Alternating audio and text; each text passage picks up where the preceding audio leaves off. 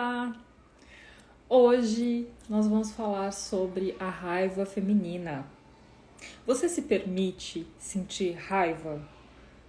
Você já passou por aí alguma situação em que você se sentiu desacreditada porque você expressou a sua raiva? Isso acontece muito. O que fazer quando a nossa raiva aparece, né? Somos seres humanos também, a gente também sente raiva, não é? E então é sobre isso o nosso papo aqui de hoje. A gente vai falar sobre a raiva feminina, por que a raiva feminina é tão pouco aceita, tão assustadora, né?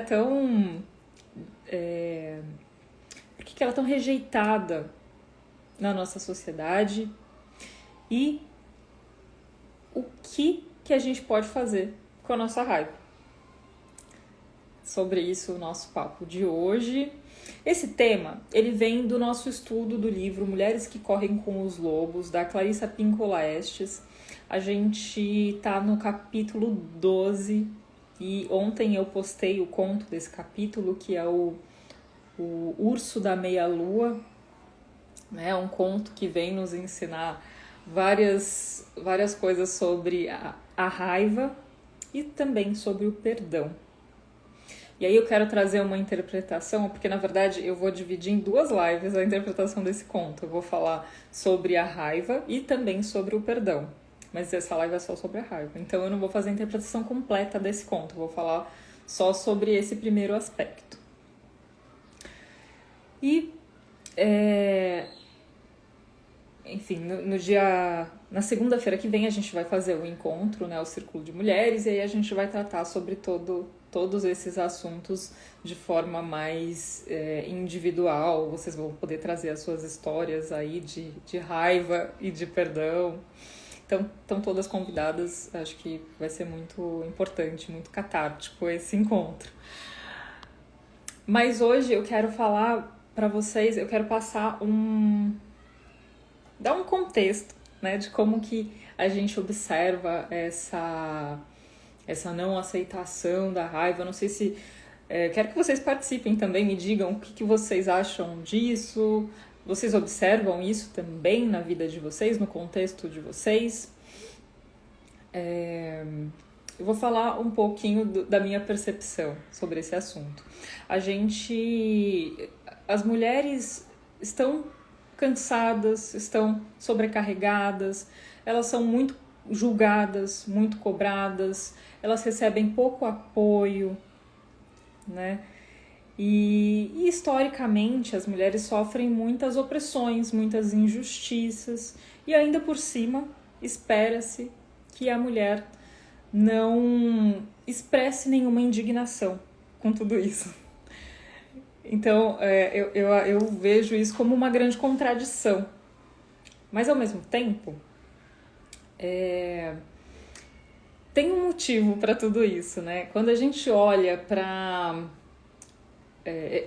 não sei, para mim é um contexto muito doido, não sei qual que é a impressão de vocês, se vocês reconhecem isso também.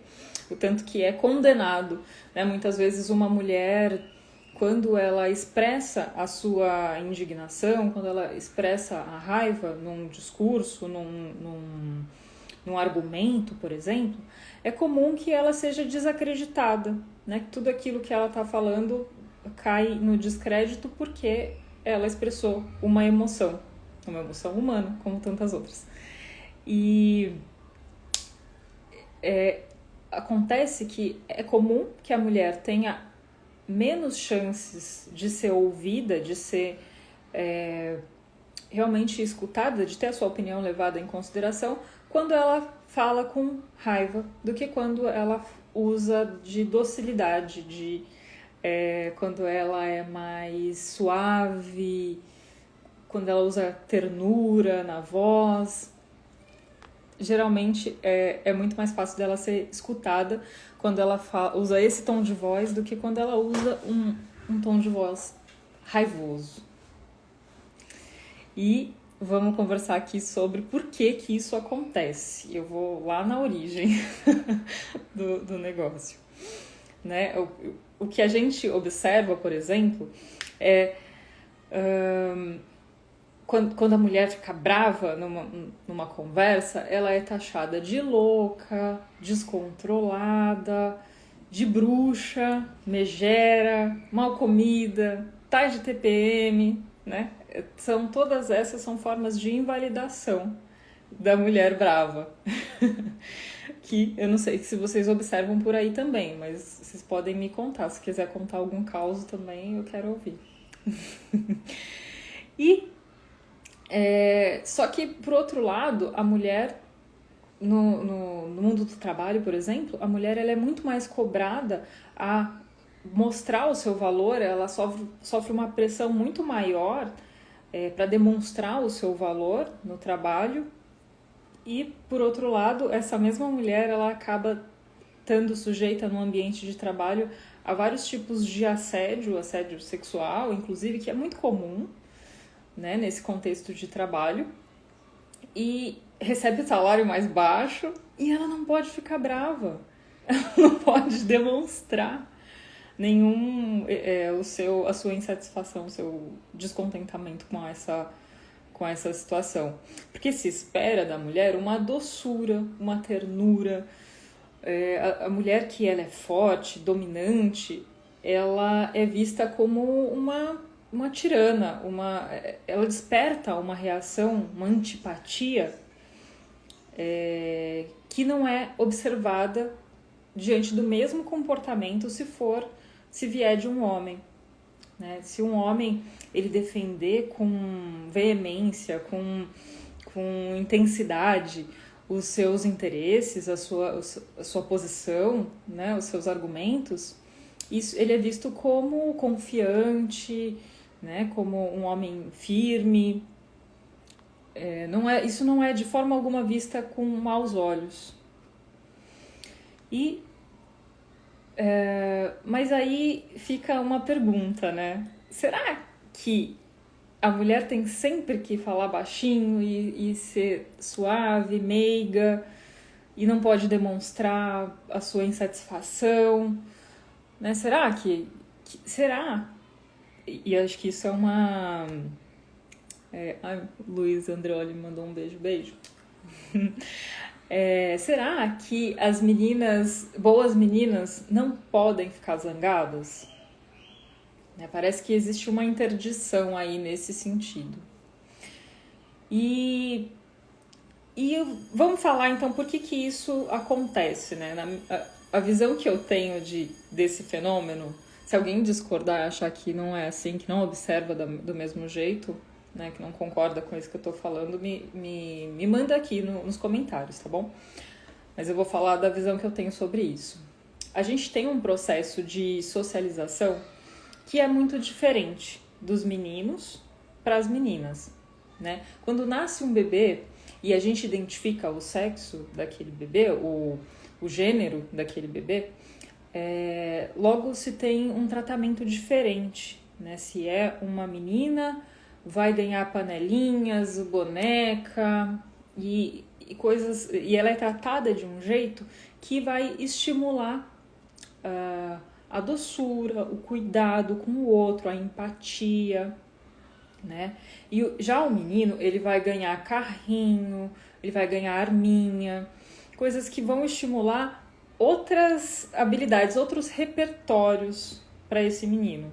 Então, o menino vai ser estimulado no sentido de ganhar autonomia, liberdade, de ser mais agressivo, de defender o seu território, a sua posição, né? E são estímulos muito opostos, de uma forma geral, né? Para os meninos e para as meninas. E a gente, mesmo sem perceber, né, a gente vive nessa sociedade que tem essas crenças, e mesmo que a gente não concorde com isso conscientemente, a gente está imerso nessa cultura.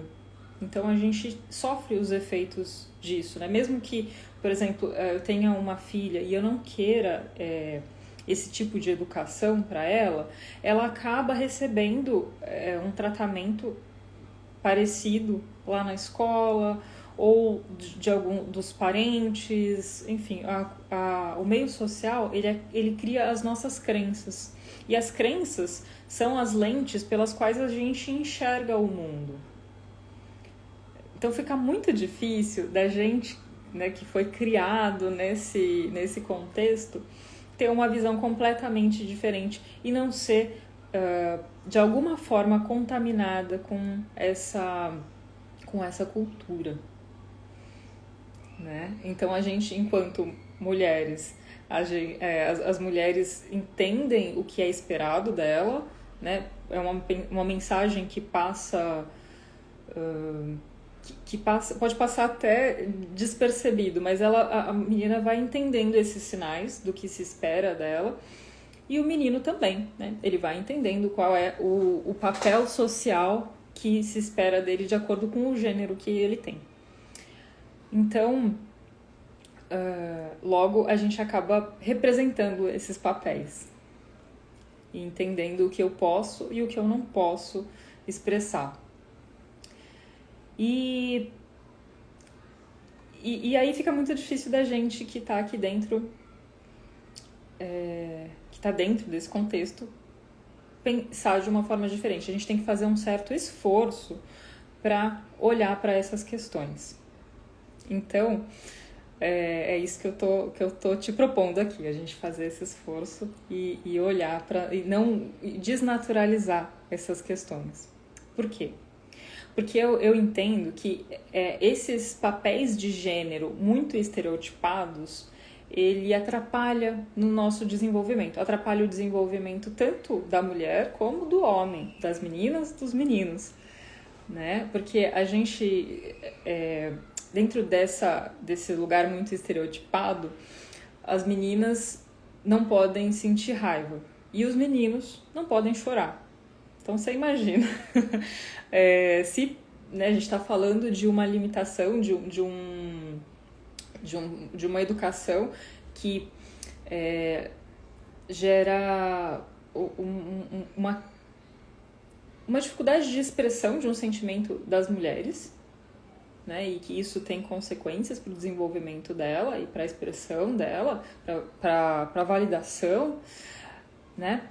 E para os meninos vai ter outro, né? O fato de o menino não poder chorar, menino não chora, homem não chora, também traz outros problemas, né? Para o desenvolvimento emocional do menino e do homem mais tarde. Então acaba sendo muito limitante esses estereótipos de gênero, tanto para os homens como para as mulheres, meninos, meninas, enfim. Porque a raiva, quando a gente fala da raiva especificamente, a raiva é um sentimento que é universal, que tanto homem como mulher pode sentir raiva e é natural. A raiva é útil, ela é importante, né? Ela não está por acaso no nosso repertório. E a raiva serve, por exemplo, para a gente ficar alerta para os perigos, para a gente se proteger, a raiva nos motiva a agir com urgência, né? Diante de um perigo, diante de uma ameaça. O problema é que a raiva expressa por uma mulher, ela é recebida de forma diferente da raiva que é expressa por um homem. E aí, isso vai ter várias consequências, né? Quando as nossas emoções são invalidadas ou mal interpretadas, isso é uma coisa que atrapalha no desenvolvimento de autoafirmação, de autoestima, né, da mulher. Logo de saída, ela já tem essa invalidação dos seus sentimentos. Ela já tem essa barreira para entrar em contato com esse sentimento. E o que a gente observa, muitas vezes, é que essa mulher, ela vai... É muito comum que ela volte, essa raiva que ela não pode voltar para fora, que ela não pode expressar, ela acaba voltando para dentro. Então, ela acaba aparecendo na forma de autocrítica, né? Um perfeccionismo, né? Uma sensação de inadequação, né? Porque fica, né? Eu não, se mulher não, se eu não posso sentir raiva, e eu sinto, eu tô errada, né? Eu tô errada, já de cara eu tô errada por sentir um sentimento que é proibido, que eu não posso. Ou eu sou uma má menina, né? Uma boa menina não sente raiva, eu sinto raiva, logo eu sou uma má pessoa. E isso é já logo de cara é uma coisa que é adoecedora, né? A raiva, quando ela não... ela pode ser destrutiva quando ela não é integrada. Ela pode aparecer depois como uma amargura, essa autocrítica excessiva. Ela pode aparecer como doença psicossomática, né? Problema de autoestima, enfim, por aí vai, né? Ou seja, o que eu quero dizer aqui, exatamente, ó, a Vanessa colocou aqui nos comentários, somatizações no corpo, dores, problematizações, exatamente. Né? A raiva, ela vai aparecer, não é que se eu não aceito a minha raiva, eu não preciso lidar com ela. A gente, de alguma forma, vai ter que lidar com essa raiva, que é natural e que vai aparecer para todo mundo, tanto para homens como para mulheres, né? A questão é o que eu faço com ela, como é que eu encaminho essa raiva, né? E o que eu tô querendo dizer aqui é que essa raiva, se ela é engolida, ela vai gerar adoecimento. Então, a gente precisa fazer alguma coisa com essa raiva, a gente não pode só engolir, né? Senão isso vai fazer mal pra mim. E pros outros, né? Porque a gente acaba também ficando amargurada, ficando reativa, né? Só que, né, eu tô falando aqui dos benefícios, dos malefícios da raiva, mas ela também tem os seus benefícios, né? A gente tem que olhar para os pontos positivos também de se sentir raiva, não é só um sentimento que traz o mal. Os pontos positivos da raiva, né, a raiva ela pode ser um recurso poderoso e pode ser útil em outros sentidos. A raiva ela é motivadora, ela é energizante, né? Ela nos mobiliza a agir. Então, se a gente consegue usar essa raiva como motivação para agir no mundo, ela pode ser boa, né? Quem não gosta, quem não quer motivação? Motivação é bom, né? E a raiva, ela é uma forma também da gente se proteger, né? Da gente defender os nossos interesses. A raiva também tem uma função comunicadora. Ou seja, quando eu sinto raiva, eu comunico tanto para mim mesmo, né, que algo não tá certo, algo não vai bem, né? Eu estou insatisfeita com alguma coisa. Uma forma de eu comunicar também pro outro que tem alguma coisa que não tá bom, eu não estou satisfeita. Então, além dessa função de comunicação, ela tem uma função também de empoderamento. Quando eu posso expressar a minha raiva, quando eu sinto raiva e posso fazer alguma coisa com ela, eu tenho a sensação que é empoderadora de que eu tenho algum controle sobre a minha vida. Se eu sinto raiva e não posso expressar a minha raiva, eu não posso fazer nada com a raiva que eu sinto, fica uma sensação de que não adianta nada do que eu fizer, eu não posso fazer nada com a situação, eu não posso mudar a situação que me incomoda, né? E isso, na psicologia, tem uma coisa que a gente chama de desamparo aprendido, que é essa sensação de não adianta, nada do que eu fizer vai mudar a minha situação, né? Uma sensação de ter menos controle sobre a própria vida, e isso é deprimente. é muito triste. Mas então, chegando na parte final aqui, o que a gente pode fazer com a nossa raiva? O que eu faço com a raiva, né? Eu não tô falando que a raiva é só boa também, né? A raiva ela pode ser destrutiva em vários sentidos, né? Quando ela é descarregada sobre as outras pessoas, quando ela aparece em forma de reatividade, quando ela é irracional, a raiva pode nos levar a tomar decisões ruins, né? A gente pode ficar cego diante da raiva. Ela pode destruir relacionamentos, pode levar à violência física, violência verbal. Então, porque a raiva, quando ela não é de alguma forma transformada, e aí a gente vai para o conto do urso da meia-lua, né? Que aí tá aí o papel da feiticeira, da curandeira que aparece ali. Né? A raiva, quando ela não é transformada de alguma forma, ela é tóxica, né? Ela é tóxica pra gente, ela é tóxica para os nossos relacionamentos. Então a gente precisa fazer a raiva precisa passar por alguns processos para que ela seja benéfica, né? Para que ela funcione como motor, né? Como motivadora, enfim. Eu preciso ter um dos desses processos de transformação da raiva é a assertividade, que é um processo de você identificar a sua raiva, perceber o que você está sentindo, acolher esse sentimento e para então você conseguir agir de forma compassiva, né, sobre esse sentimento. E aí, nesse sentido, você pode usar a raiva como mestra. Ela pode te ajudar, ela pode te ensinar algumas coisas importantes, né?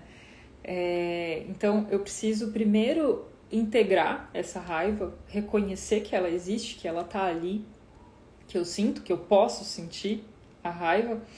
E aí, eu posso... A partir daí eu posso agir em defesa dos meus direitos, dos meus interesses, né? Mas agir de forma compassiva, né? Levando em conta tanto a minha proteção, né? Que essa é a função da raiva, me proteger, ou proteger os meus interesses, ou proteger os meus filhos, né? A raiva, ela parece... Eu gosto da imagem da raiva como uma ursa brava protegendo a sua cria, né? Então a raiva ela serve para proteção, para minha proteção, para proteção dos meus queridos, dos entes queridos, das pessoas que eu amo, das coisas que me são caras. E só que tem formas de eu me proteger sem causar tantos danos. É por isso que a gente não pode ser tomado pela raiva, a gente tem que fazer esses processos de transformação da raiva, a gente pode lidar com a raiva. Também não negar que ela vai ser tóxica, também não ser controladas pela raiva, que aí ela também vai ser tóxica, vai ser destrutiva, mas fazer esse processo de transformação e agir de forma que eu possa proteger os meus interesses e ao mesmo tempo causando poucos danos. Eu vou colocar um exemplo aqui que eu acho que é importante ilustrar. Por exemplo, quando alguém faz uma coisa que você não gostou, né, alguém te trata de um jeito que você não gostou, você pode atacar o comportamento e não a pessoa. Né? Quando a gente vira essa pequena chavinha, né, ao invés de eu atacar, falar pra você isso, eu falo... ao invés de eu falar eu não gosto de você, eu não gosto desse comportamento. Né? Então, cumpriu a função, comunicou, protegeu, né? Protegi o meu território, o meu espaço, o meu direito, e ao mesmo tempo eu não precisei atacar o outro, eu não precisei e ao mesmo tempo conseguiu cumprir a sua função também de me mobilizar, de me indignar e eu consegui validar o que eu estou sentindo. Então, né, nesse sentido, a raiva pode ser muito boa. Né? Quando eu consigo usar a raiva como mestra, assim, quando a gente lida com a raiva, a gente fica com a parte boa da raiva, ela pode ser transformada em combustível que vai me gerar realizações pessoais, ao invés de veneno, né? Que vai me envenenar, que vai me adoecer, que vai me amargurar, que vai atrapalhar, destruir os meus relacionamentos, né? A raiva em si não é ruim. E aí eu acho que para concluir aqui tudo isso que eu tô falando, eu acredito que a gente se libertar desses estereótipos que são limitantes é uma forma poderosa da gente promover uma mudança social. É uma forma poderosa, que é ao mesmo tempo poderosa e pacífica da gente promover mudanças, né, na nossa vida, na nossa sociedade. Eu não estou falando aqui que as mulheres devem ser raivosas e agressivas e egoístas. Eu não estou falando de nada disso. Estou falando que a gente pode integrar partes nossas, a gente pode se permitir sentir a raiva, porque isso também vai fazer parte da gente, né? Assim como os outros sentimentos, assim como para os homens, né? Também podem sentir raiva e também podem chorar. Então, acho que é importante que a gente saia desses estereótipos de gênero e possa integrar partes nossas e aprender com elas e poder lidar com essas partes também, que são, às vezes, menos aceitas socialmente. E aí, quando eu consigo integrar a minha raiva com a minha ternura, por exemplo, eu consigo me proteger, defender os meus interesses, as pessoas que eu amo, eu consigo expressar, deixar essa mãe ursa que tem dentro de mim também se aparecer quando ela tiver que aparecer, quando ela sentir que é o momento de aparecer. Eu não preciso ter tanto medo da minha raiva, eu não preciso esconder, eu não preciso voltar ela para mim mesma e nem para os outros, né? Então eu consigo pegar essa raiva, transformar em motivação, ao invés de adoecer, né, com ela, ao invés de voltar essa raiva para mim mesma e de me intoxicar e de intoxicar o ambiente ao meu redor. Eu posso fazer algo de mais produtivo ou de mais potente com a minha raiva. É isso, gente. Tem um comentário aqui, deixa eu ver. Mas acredito que é importante ser vigilante. Ah, sim, ó, a Vanessa tá falando aqui pra gente. Porque se todas as ações dos outros me incomodam, será que todos estão me atacando ou tem algo em mim para ser visto? Tenho pensado sobre isso. Ótimo comentário, Vanessa. Realmente a gente precisa olhar para isso. Por isso que a gente tem que tomar cuidado com a reatividade, né? Sentir raiva, vou atacar. Não é isso. Né? Eu tenho que olhar para minha raiva, da onde que ela tá vindo, o que ela tá me comunicando, né? A gente precisa aproveitar essa função comunicativa da raiva, né? A raiva quer me dizer alguma coisa. Deixa eu entender essa mensagem primeiro, antes de agir de bate-pronto, né? Que é o que a gente chama de reatividade. Então eu preciso integrar essa raiva, né? Aceitar que eu tô sentindo raiva primeiro, acolher esse sentimento e entender o que ele está querendo me dizer, né? Daí acho que é importante, a gente não cai nessa reatividade, né? De sempre ficar apontando culpados, né? De sempre ficar voltando para fora algum incômodo que muitas vezes tem a ver comigo, né? Que muitas vezes é alguma coisa que tenho que olhar para mim, né? Tá dentro de mim. Porque a gente sente raiva, por exemplo, pode ser uma inveja, por exemplo. Olho para o outro tem alguma coisa que eu gostaria de ter, mas que eu não tenho, e fiquei com raiva, mas não é raiva, é inveja. Então, às vezes, a raiva tá querendo te comunicar esse tipo de coisa. Por isso que é importante a gente olhar mesmo pra dentro. Legal, adorei a pergunta, o comentário. E, gente, a gente continua. Então, na semana que vem eu vou fazer a segunda parte da interpretação do conto do Urso da Meia-Lua, que a gente vai falar então sobre o perdão. E